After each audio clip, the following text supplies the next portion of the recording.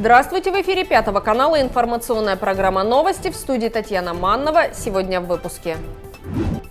Боевой дух, высокий уровень квалификации и физической подготовки. Интинские спасатели достойно демонстрируют навыки, мастерство и умения на профессиональных конкурсах. Центральная городская больница получила вакцину от коронавируса. Привиться могут все желающие. Концертные программы, патриотические часы и торжественные мероприятия. Интинцы отметили День народного единства.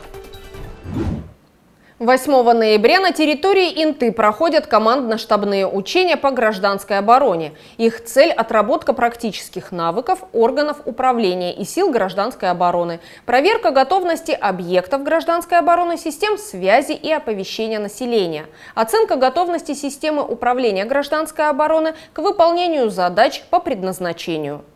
В рамках учений в администрации города проведено заседание с руководителями всех предприятий, социальных учреждений и спецслужб. Организована проверка готовности сил гражданской обороны, их обеспеченности техникой, личным составом и имуществом. Аварийно-спасательными формированиями отработаны вопросы по проведению аварийно-спасательных и других неотложных работ по ликвидации последствий повреждения объектов энергетики, расположенных на территории Инты.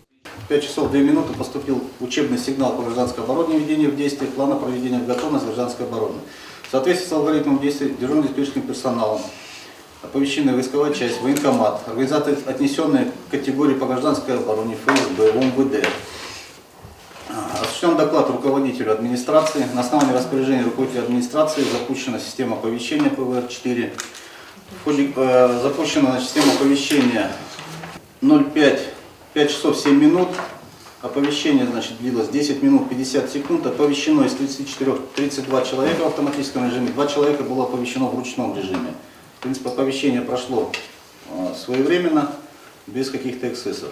В случае необходимости вести круглосуточное дежурство руководителей и должностных лиц функциональных органов администрации МОГО НТА, муниципальных учреждений и предприятий. Четвертое. Заместителю руководителя администрации МОГО НТА Моториной Елене Ефимовне проверить готовность эвакуационных органов к выполнению задач по предназначению. Срок до 13:00 8 ноября 2022 года. Уточнить перечень документов, подлежащих вывозу в безопасные районы, необходимые для продолжения служебной деятельности. Срок до 13:00 8 ноября 2022 года. Проверить готовность материальных и технических средств, обеспечивающих проведение эвакуационных мероприятий к выполнению задач по предназначению. Жителям округа напоминают, если вы услышали сигнал «Внимание всем на улице», необходимо прослушать сообщение, в котором будет точная информация о случившемся и правилах поведения в этой ситуации. Если вы услышали сигнал «Внимание всем», находясь дома, необходимо включить телевизор или радио и прослушать сообщение, в котором будет точная информация о случившемся и правилах поведения в этой ситуации. Призванные по частичной мобилизации из Республики Коми поблагодарили главу региона Владимира Уйба за поддержку. Бойцы из Сыктывкара, Усть-Кулома, Ухты, Сосногорска, Инты и Карткироса, проходящие боевое слаживание в поселке Каменка Ленинградской области, записали видеообращение к главе Коми. Мы обращаемся к главе Республики Коми Уйба. Сказать большое спасибо за подарки, которые нам были доставлены. За письма от детей, которые к нам пришли, мы их читали, за рисунки. Спасибо. Благодарность вам от города Сыктывкара. Следующий. От Усть-Кулома, Ухта, от Сосногорска, от Инты, Карткирос. И вам всем большое спасибо! Интинцы помолятся за здравие военнослужащих. В четверг, 10 ноября в 10 часов в храме во имя святителя Николая Чудотворца микрорайона Южный состоится молебен о здравии участников спецоперации. Принять участие в молебне, попросить у Бога здоровья для призванных на военную службу земляков могут все желающие.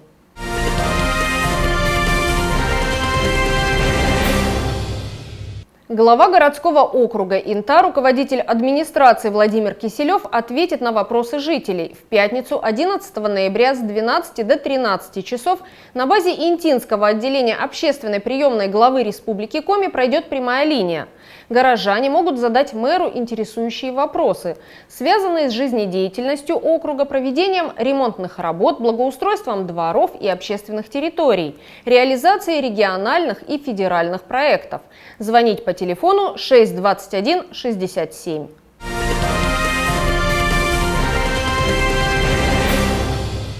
Интинские пожарные ежегодно участвуют в профессиональных конкурсах и соревнованиях. Спасатели принимают вызов и испытывают свои возможности в различных состязаниях, как регионального, так и всероссийского уровня. Недавно сотрудник 33-й пожарно-спасательной части Владислав Коваль выступил в составе сборной Республики Коми на всероссийском смотре-конкурсе МЧС России «Лучший пожарный». Стаж Владислава Коваля более 5 лет. Первые полгода он работал в Сыктывкаре. Потом, как появилось место, перевелся в пожарную часть родного города. Борцом с огнем он стал не случайно. Владислав сознательно выбрал эту профессию. Говорит, что ему действительно это интересно. Здесь нет предела для самосовершенствования. Владислав Коваль имеет разряды по разным видам спорта. И благодаря своим профессиональным навыкам и прекрасной физической форме ему удалось попасть на всероссийские соревнования. У нас был отборочный этап, получается, сначала среди части, получается, потом среди отряда, это более 4 городов, получается, Инта, Печора, Воркута, Усинск. И в Сыктывкаре республиканский отбор. После республиканского отбора у нас был северо-западный отбор, мы везде прошли, получается, и допустили на российские соревнования. Мы ездили, получается, как с командой в город Иваново, выступали на всероссийских соревнованиях, лучший начальник караула, лучший пожарный России. Выступали, получается, 2 дня. Первый день была у нас, получается, теория, второй, и домашнее задание. Домашнее задание проходило формат ноу-хау, который ты придумаешь с спасательным оборудованием, получается, данным на цистерне. И второй день это полоса препятствий, получается. Выступил довольно-таки так неплохо для первого раза, как 9-й среди такого количества участников. Но дальше будет, надеюсь, лучше. В городе Иваново состязались команды 12 регионов, среди них лучшие из лучших. К примеру, один из участников вошел в книгу рекордов Гиннесса по времени задержки дыхания. Владислав Коваль не впервые участвовал в таких крупных профессиональных состязаниях. До этого в августе в Московской области прошли открытые соревнования пожарных и спасателей «Пожарный Олимп», а на прошлой неделе он побывал в Печоре на вертикальном вызове. У нас такой же вызов проходил в Питере, и такое же количество этажей. И у нас руководство отряда, которому большое спасибо, они провели в Печоре на объекте, получается, где более 33 этажей, получается, вертикальный вызов. Это ты, получается, одеваешь полную амуницию и идешь наверх, получается, со всей экипировкой, включенной в систему. Состязания определяли наиболее подготовленных в физическом и профессиональном плане пожарных. 100-метровая высота преодолевалась в полной боевой экипировке и в кислородной маске. Вес оборудования, которое несет с собой огнеборец, превышает 25 килограммов. И без соответствующей физической подготовки этого просто не сделаешь. Пожарному почти всегда нужны эти данные, получается. И на каждом вызове ты испытываешь все те же самые ощущения, которые ты испытываешь на соревнованиях, даже в 2 раза больше чаще всего. Что помогает вам держать форму? Мне помогает как вид спорта, получается, бег, тяжелая атлетика и пожарно-прикладной спорт, который у нас развивает начальник части. В физической подготовке Владислав Коваль уделяет особое внимание. Почти каждый караул пожарный тренируется, занимается по заранее утвержденному расписанию, в том числе совершенствует свои профессиональные навыки.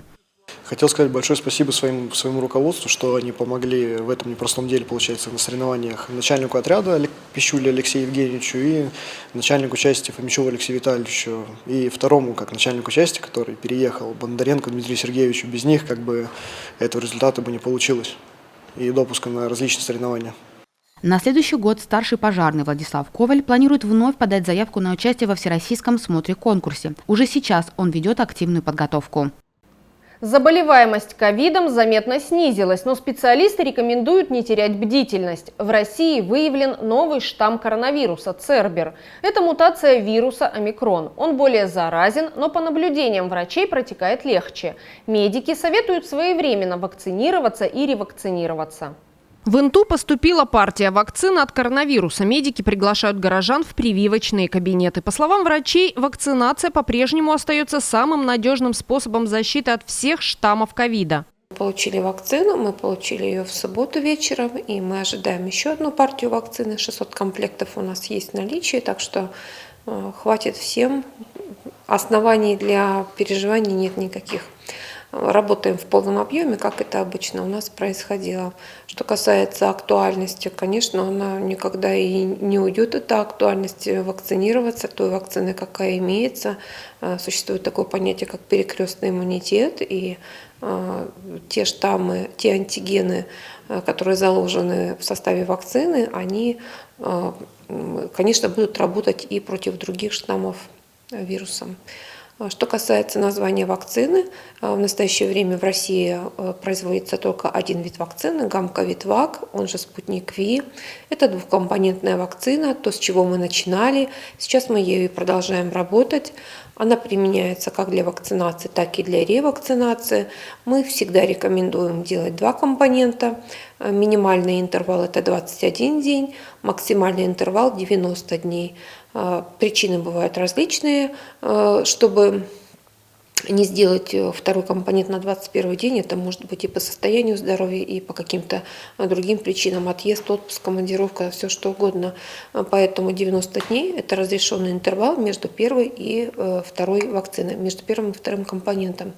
Что касается, нужно делать второй компонент или нет, опять же мы говорим, что рекомендуем два компонента делать, но после первого компонента также формируется сертификат на госуслугах, он обновляется, и информация в сертификате звучит так: годен, до, и срок годности устанавливается на 12 месяцев, на 1 год. То есть, если человек делает первый компонент и не приходит на второй, значит, это расценивается как однократная ревакцинация первым компонентом, так как это раньше была вакцина «Спутник Лайт». Как отмечают специалисты, иммунизация – единственный способ защиты жизни и здоровья человека, как взрослых, так и детей. Несовершеннолетних прививают вакциной «Спутник М». Это разбавленный в 5 раз вариант «Спутника Ви». Подростковый вариант вакцины также двухкомпонентный. Интервал между дозами составляет 21 день. Вакцинация подростков также актуальна, как и вакцинация взрослых. Вакцины у нас есть в достаточном количестве.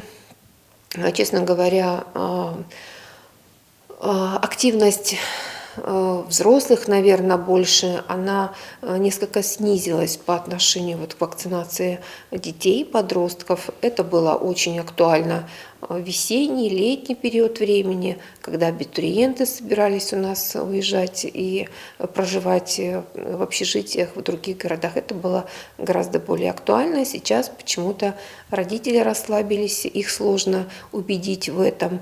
И дети, кстати, имеют право дать согласие на вакцинацию уже с 15 лет без участия родителей.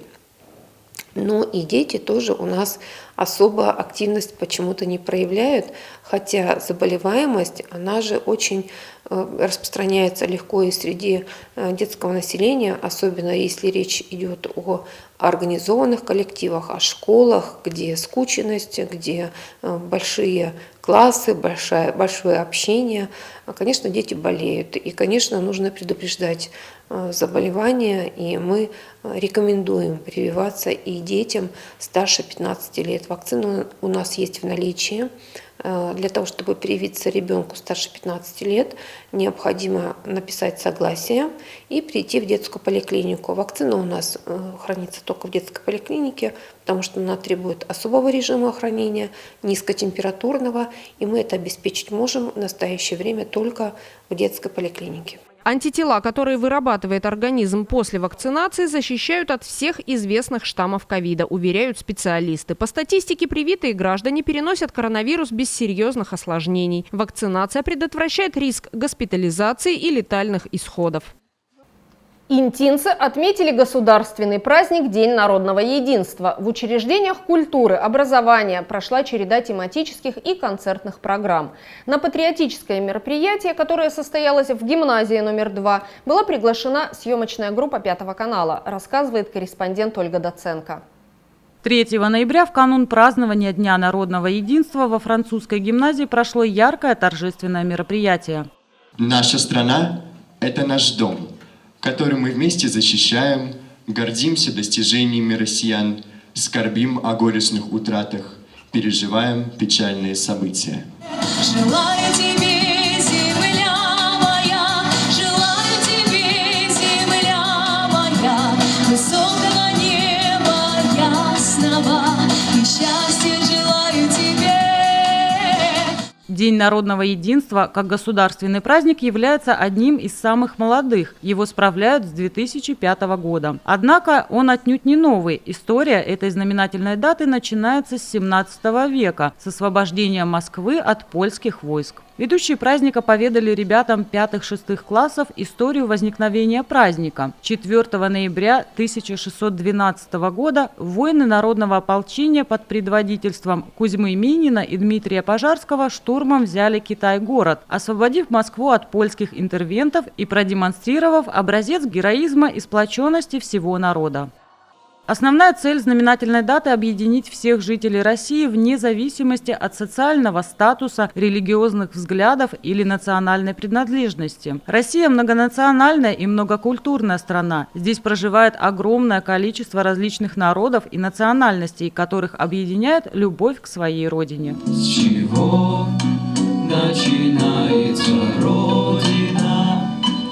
С окошек горящих долин, со старой отцовской буденовки, что где-то в шкафу мы нашли. А может, она начинается со стука вагонных колес, из клятвы, которую в юности ты ей в своем сердце принес.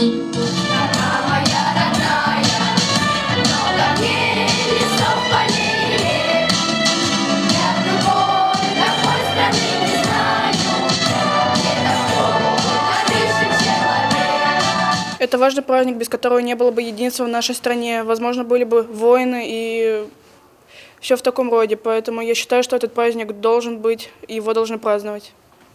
4 ноября, по моему мнению, символизирует единство народов нашей необъятной Родины. Сегодня в нашей школе, гимназии номер 2, прошло торжественное мероприятие, посвященное Дню народного единства, которое еще раз напомнило о его значимости.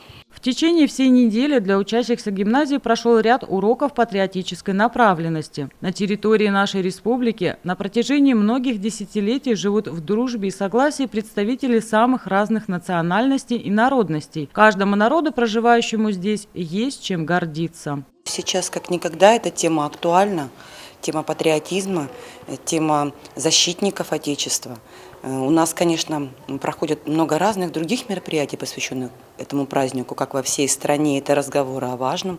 В понедельник мы открыли эту тему, и вся неделя у нас была посвящена этой теме, начиная с торжественной линейки по поднятию флага и заканчивая сегодняшним днем, когда мы решили завершить эту неделю таким вот творческим, фееричным концертом для того, чтобы этот праздник стал для детей ярким моментом, запомнился, затронул их патриотические чувства. В завершении торжественного мероприятия ребята исполнили яркий зажигательный флешмоб.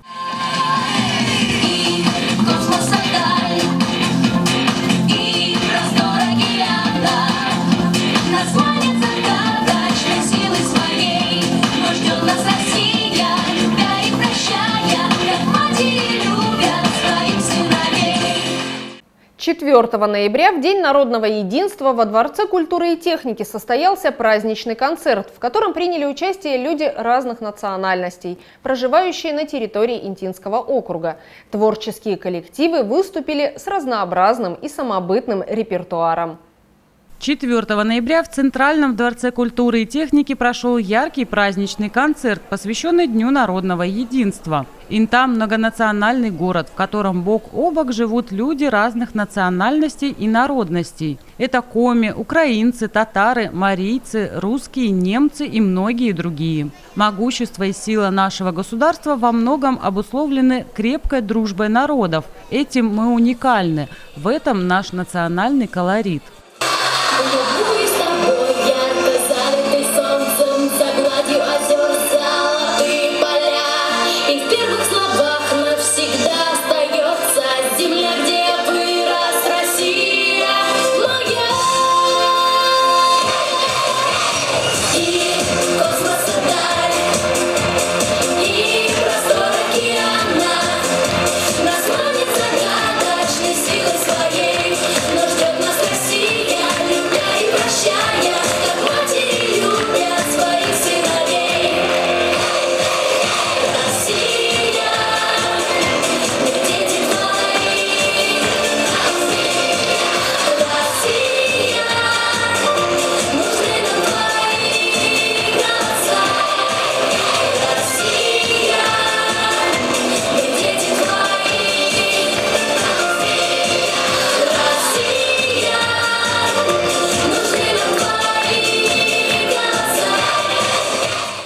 Слово для поздравления интинцев предоставили главе городского округа, руководителю администрации Владимиру Киселеву и председателю городского совета Ирине Артеевой. Уважаемые интинцы, поздравляю вас с Днем народного единства. Сегодня мы вспоминаем те события, которые сыграли ключевую роль в истории России. Единение людей для защиты своей Родины. В прошедшие века Россия пережила немало войн и различных военных кампаний. Но всегда наши люди проявляли свое мужество, патриотизм и сплоченность. Город Инта многонациональный, а День народного единства сплочает именно тех, кто любит свое Отечество и любит свою малую Родину. Я желаю всем интинцам мира, добра и благополучия. Продолжилась официальная часть праздника церемонией вручения наград. За заслуги в сфере образования почетными грамотами и благодарностями Министерства просвещения Российской Федерации были награждены порядка 10 педагогических работников. Приказом Министерства просвещения Российской Федерации почетной грамотой за заслуги в сфере образования и добросовестный труд награждаются Дейдала Ирина Валентиновна, учитель муниципального бюджетного общеобразовательного учреждения, лицей номер 1 города Инты.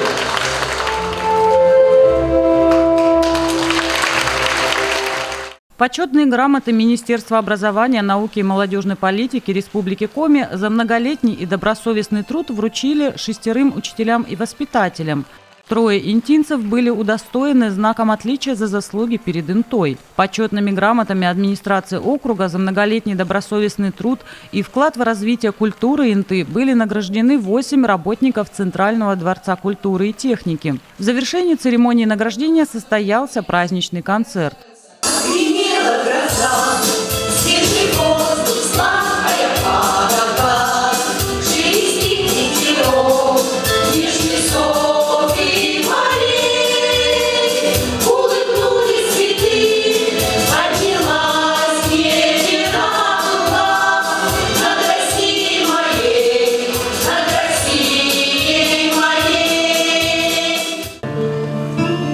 Ой, то не вечер, мне малым мало спалось, мне малым мало спалось, ой, да сне привиделась, мне малым мало спалось.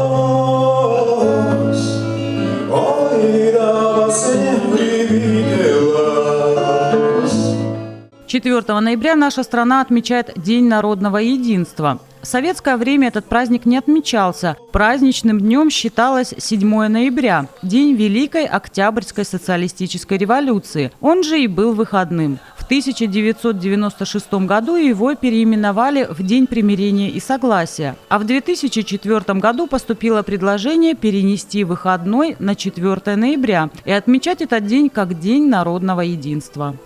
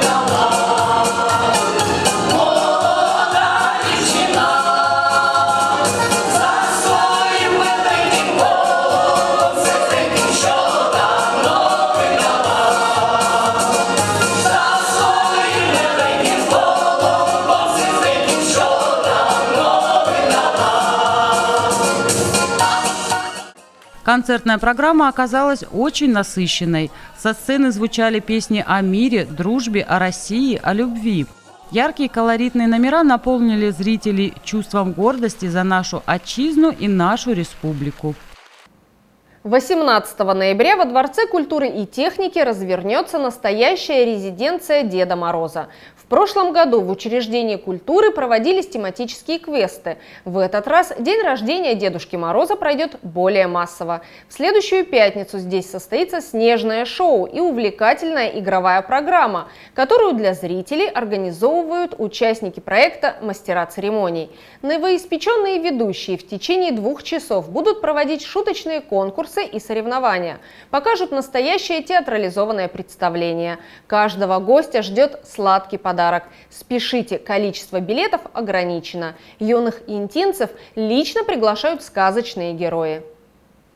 Привет, ребята! Здравствуйте, уважаемые взрослые! А вы не забыли, что 18 ноября у Дедушки Мороза день рождения? Поэтому мы вместе с участниками шоу-конкурса «Мастера церемоний» готовим вечеринку-сюрприз. 18 ноября в 17 часов в диско-зале на 3-м этаже Дворца культуры и техники только 200 гостей смогут принять участие в 2-часовой развлекательной игровой программе «С днем рождения, Дедушка Мороз». Впервые в Инте снежное шоу и сладкий сюрприз каждому гостю. Поздравим Дедушку Мороза дружно, весело, вместе!